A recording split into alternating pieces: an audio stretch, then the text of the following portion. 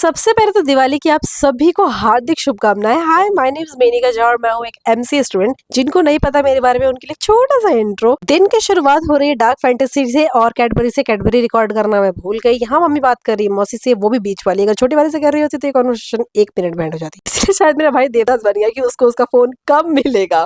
But हमने सारा काम कर लिया था, घर की धुलाई बुलाई, साफ सफाई, एम्पायर के छाप भी बना दिए थे हमने। शाम हो गई थी सब करते करते, तो हम यहाँ पे मिठाई लेने के लिए आ गए थे, क्योंकि अगर इससे ज्यादा अगर हम लेट होते तो फिर हम लेट ही हो जाते, क्योंकि पूजा का टाइम बस होने ही वाला था। उससे पहले मम्मी फिर मार्केट आई और यहाँ पे हम मतलब सब्जी लेने आए थे, क्योंकि मम्मी को गोभी लेना था जो कि नहीं था।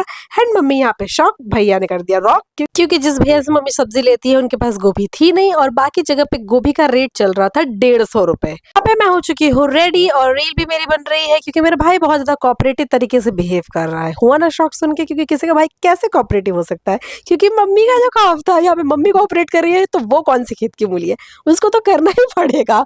पूजा वूजा होने के बाद यहाँ पे मिठाई वगैरह खाई हमने। इसके बाद पड़ोस वाली जो 2 आंटियां थी उनके लिए मैंने प्लेट सजा दी थी। ये डिपार्टमेंट मुझे ही दिया गया था करने के लिए। वैसे कुछ खास रिलेशन नहीं है, बट फिर भी हाल चाल लेने वाला रिलेशन तो है ही। इतना देना तो हमारा खैर फर्ज बनता है। यहाँ पे कॉलोनी पूरी अच्छे से सजी हुई थी, इसको देख के मुझे बहुत ज्यादा खुशी हो रही थी। इसके बाद से मैंने और भाई ने डिसाइड किया कि हम चलते फटाके फोड़ने के लिए बाहर, क्योंकि हमारी कॉलोनी में अलाउड नहीं था ये गंद मचाना। तो फिर हम चले गए थे गंगा घाट। पहले हम गए गंगा घाट मेरी रील बनाने के लिए, और मैंने बनाई बहुत ही सुंदर सुंदर रील, जो कि आपने मेरे ग्लैम नारी वाले यूट्यूब चैनल और इंस्टाग्राम पे मेनिका झा वाले चैनल पे तो देख लिया होगा।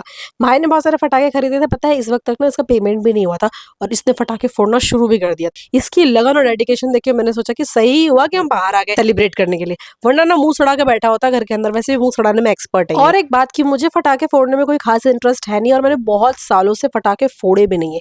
लाइक मैं हर दीपावली पे सिर्फ रील बनाती हूँ और घर में खा के सो जाती हूँ।